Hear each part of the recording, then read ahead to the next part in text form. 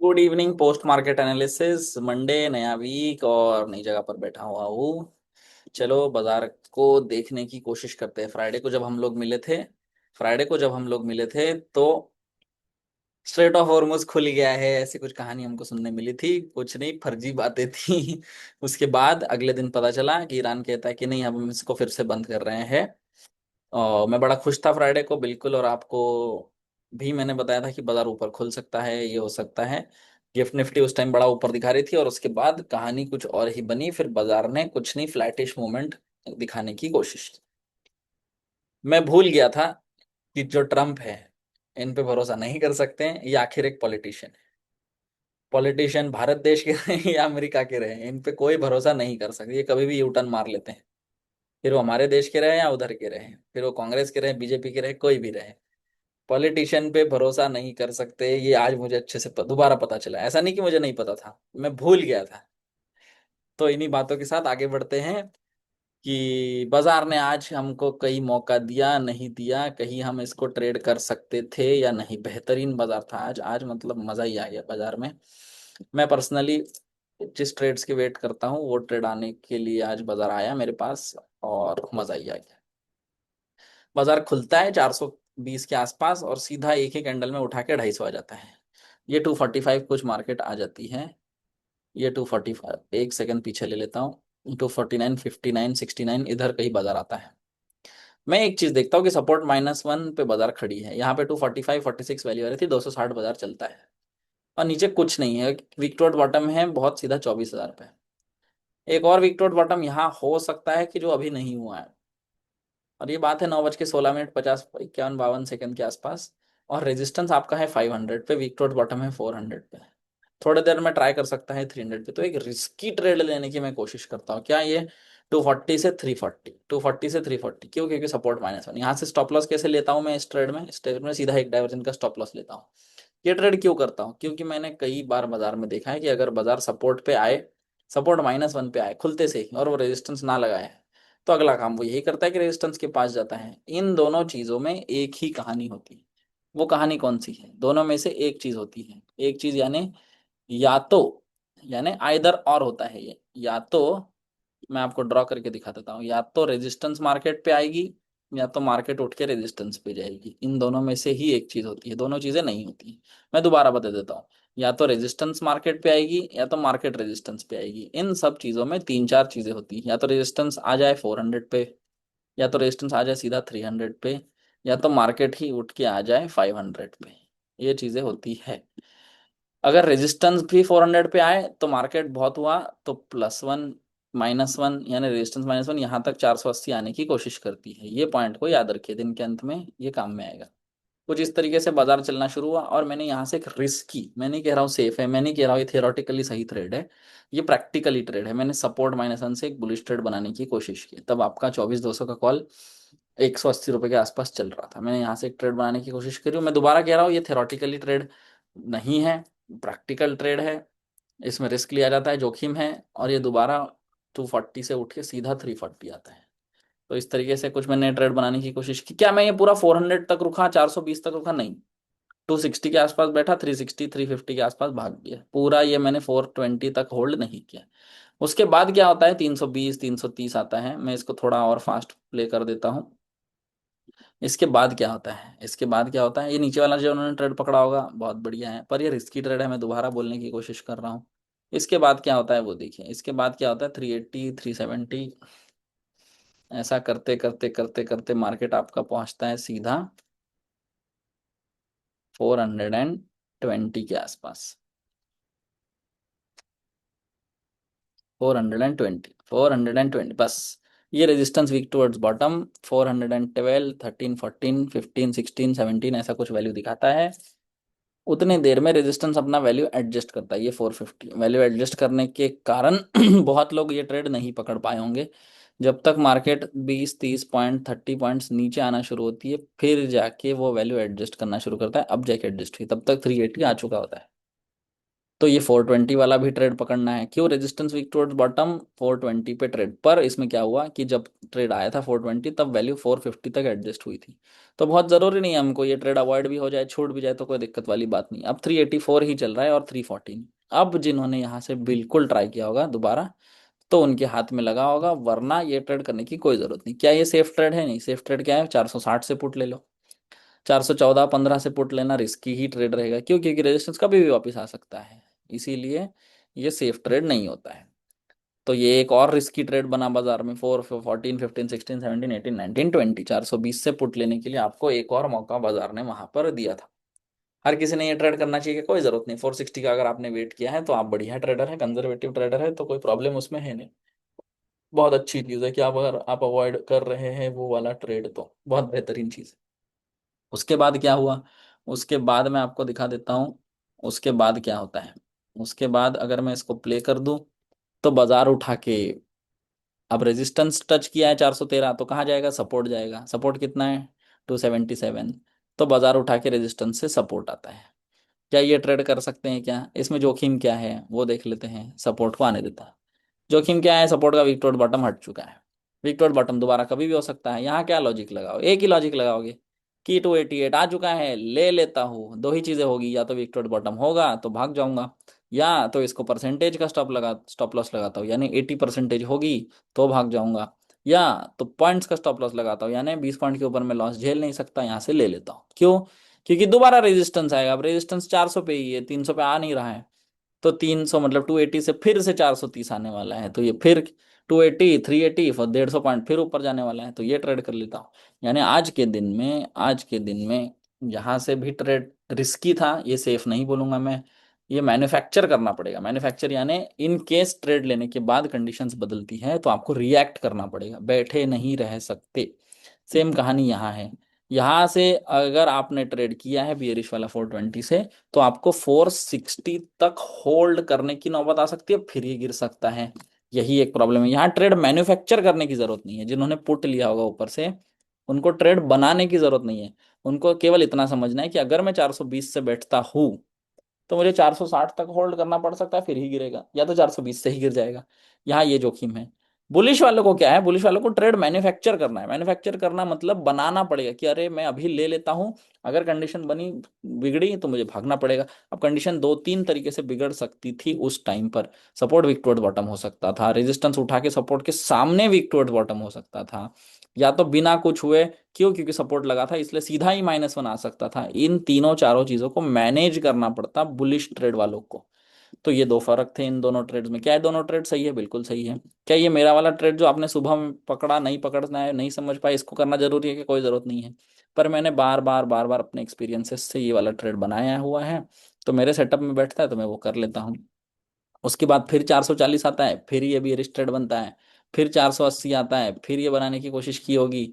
ये 480 आने के बाद मैं आपको दिखा देता हूँ ये टाइम क्या है। ये टाइम है आपका, इधर दिखा देता हूँ सीधा 12:50।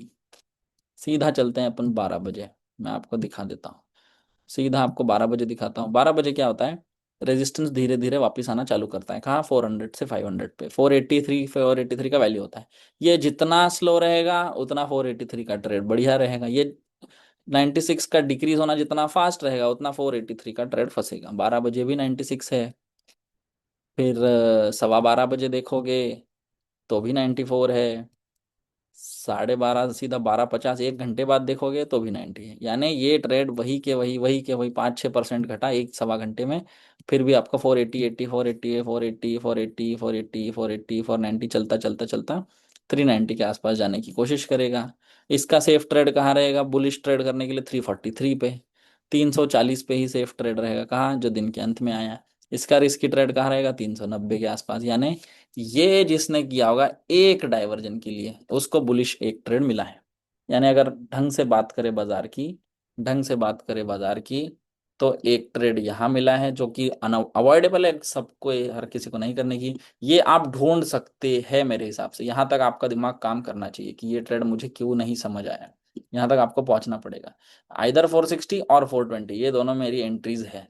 ये सपोर्ट, ये भी ट्रेड बहुत लोगों को दिखना चाहिए, मैं कह रहा हूँ। उसके बाद ये बियरिश ट्रेड, फिर से सेम वाला 480 ये अवॉइड कर सकते हैं क्या? बिल्कुल, जब रेजिस्टेंस नीचे से ऊपर शिफ्ट हो तो ये अवॉइड करने लायक ही ट्रेड है। ये ट्रेड कैसे किया जाता है? या तो छोटा स्टॉप लॉस लगा के 500 का स्टॉप लॉस लगा दो, वहां से कर लो, या तो शिफ्टिंग की प्रोसेस की परसेंटेज देखो, वहां करो। ये जो ऊपर वाला बियरिश ट्रेड है 480 का, ये जो अभी मैं सर्कल बना रहा हूँ, इससे बेहतर ट्रेड यहाँ से कॉल खरीदने का ही होता है। जो सिंगल डाइवर्जन मिला है ये भी सबसे अच्छा ट्रेड है, वो दोबारा दिया है, उसके बाद वो एक दो डाइवर्जन भी चला है आराम से 360 से सीधा 440, और दिन के अंत में जाके सेफ ट्रेड आया है, तो वो तो करेंगे नहीं हम, अब ऑब्वियस सी बात है। इतने सारे ट्रेड्स में सारे ट्रेड आपको दिखना जरूरी है क्या? कोई जरूरत नहीं है। सारे ट्रेड आपको करने की जरूरत है क्या? कोई जरूरत नहीं है। आपको इन सारे ट्रेड्स में एक अपना पसंदीदा ट्रेड चुनना पड़ेगा कि मुझे ये ट्रेड कंफर्टेबल लग रहा है। जैसे ये 420 वाले ट्रेड में मैं पर्सनली कंफर्टेबल नहीं, 420 वाले ट्रेड क्यों? क्योंकि मैं अब भी बुलिश ट्रेड लिया हूँ, क्यों मैं कंफर्टेबल रहूंगा? अगर मैं ये बुलिश ट्रेड नहीं लेता तो मैं पक्का यहाँ से ये बेरिश ट्रेड करने की कोशिश करता। क्यों? क्योंकि रेजिस्टेंस आपको 400 500 है, सपोर्ट 200 300 है। ऑब्वियस सी बात है, बड़ा मोमेंट आने वाला तो एक हल्का सा रिस्क बनता है, 460 की जगह 420 से बैठते हैं। भले ही क्वांटिटी कम कर लेते हैं लेकिन बैठते हैं क्योंकि टारगेट बड़ा दिख रहा है।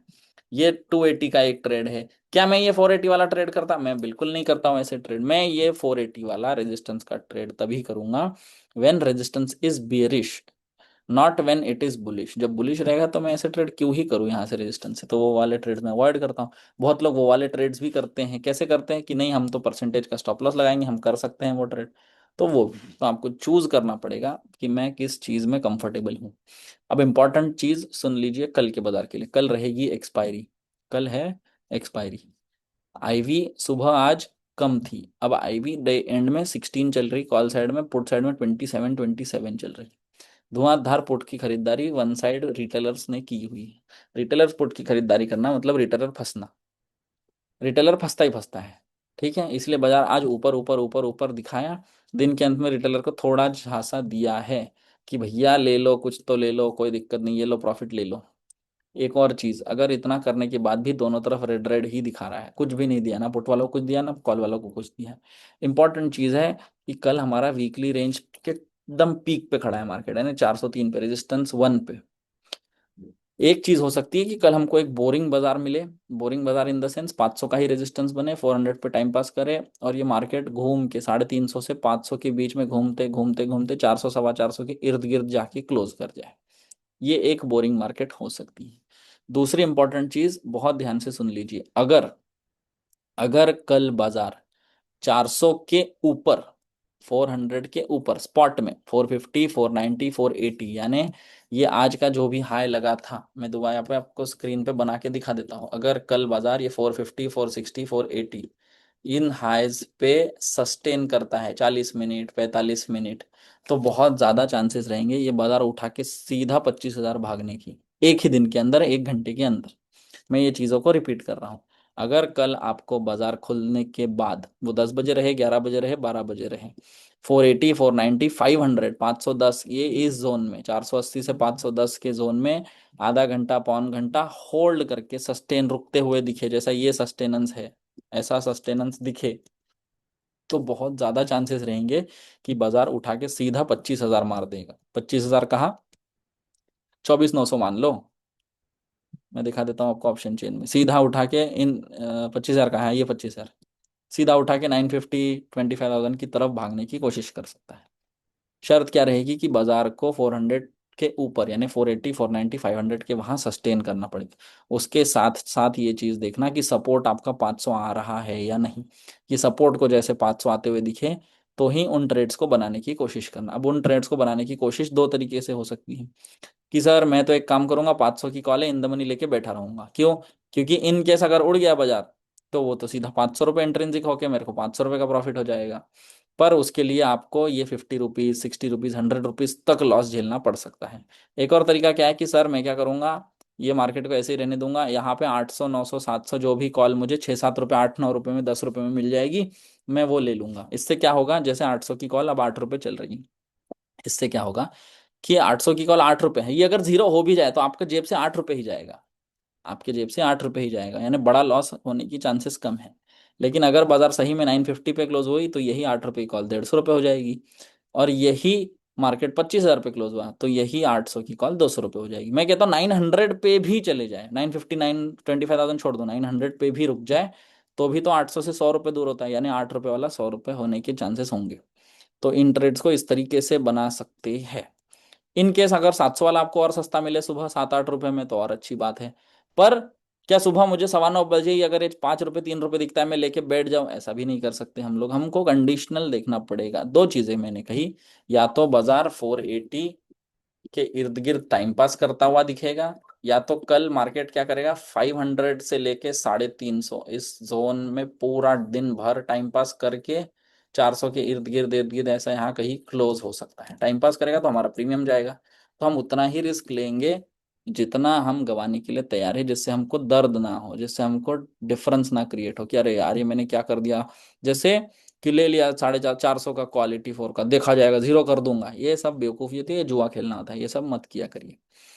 तो देखते हैं कल कैसे पैन आउट होता है मार्केट। अगर इस तरीके से पैन आउट होता है तो मैं एक एक मूवमेंट आपको दिखाने की कोशिश करूंगा कल शाम की वीडियो में, ताकि आप लोग भी ये पकड़ पाए कि ये कैसे मैंने पकड़ने की कोशिश की है, क्यों भाग सकता है। अगर कल सही में ये पैन आउट होता है, दो चीजें हो सकती है, या तो 400 के इर्द गिर्द टाइम पास करके क्लोज होगा, 100 पॉइंट ऊपर 50 पॉइंट नीचे, या फिर 480 490 500 पे अगर सस्टेन करता है तो वहां से बढ़िया एक 400 पॉइंट का और बड़ा मूव हमको 900 950 तक दिख सकता है। अगर वो मूव कल आता है तो उसको मैं पूरा इन डेप्थ एनालिसिस करके दिखाऊंगा, उसको पूरा प्रॉपर पोस्ट मार्केट एनालिसिस हम करेंगे, पोस्टमार्टम ही कर देंगे उसका कि क्यों भगा, इसको कैसे पकड़ सकते हैं, उसको ट्रेड्स बना कैसे सकते हैं, ताकि आगे जाके आपको उसकी मदद मिले। बाकी बाजार बढ़िया चल रहा है, अभी आईवीज धीरे धीरे कम होने लगी है। नागपुर सेंटर का अगला बैच 11 मई को शुरू होगा, विनय सर आ रहे हैं 30 अप्रैल को, तो जो भी नागपुर के इर्द गिर्द रहेंगे 30 अप्रैल को या फिर 4 मई को नागपुर सेंटर में जब भी सेशन रहेगा आप बिल्कुल आइए, बिना पूछे आ जाइए, कोई दिक्कत वाली बात नहीं है। आसपास के शहरों से जितने भी लोग हैं 100 किलोमीटर 50 किलोमीटर आसपास वाले, अमरावती, अकोला, बडनेरा, वर्धा, भंडारा, गोंदिया, ये सब जो भी होंगे बिल्कुल आओ। बहुत दूर दूर से आने की कोशिश ना करो कि सर मैं तो पुणे में 700 किलोमीटर दूर रहता हूँ वहां से आ जाता हूँ, ऐसे कोशिश मत करिए। आसपास हो तो बिल्कुल आ जाइए, बिना बताइए आ जाइए, कोई दिक्कत वाली बात नहीं है। तो ऑफिस का नंबर है आपके पास 9991117082, उस पर कॉल करिए। या फिर अगर आपको 11 मई का जो नागपुर का बैच शुरू होने वाला है उसके बारे में जानकारी चाहिए तो आप भानु सर से कांटेक्ट करिए, या तो नागपुर सेंटर पे कॉल करिए।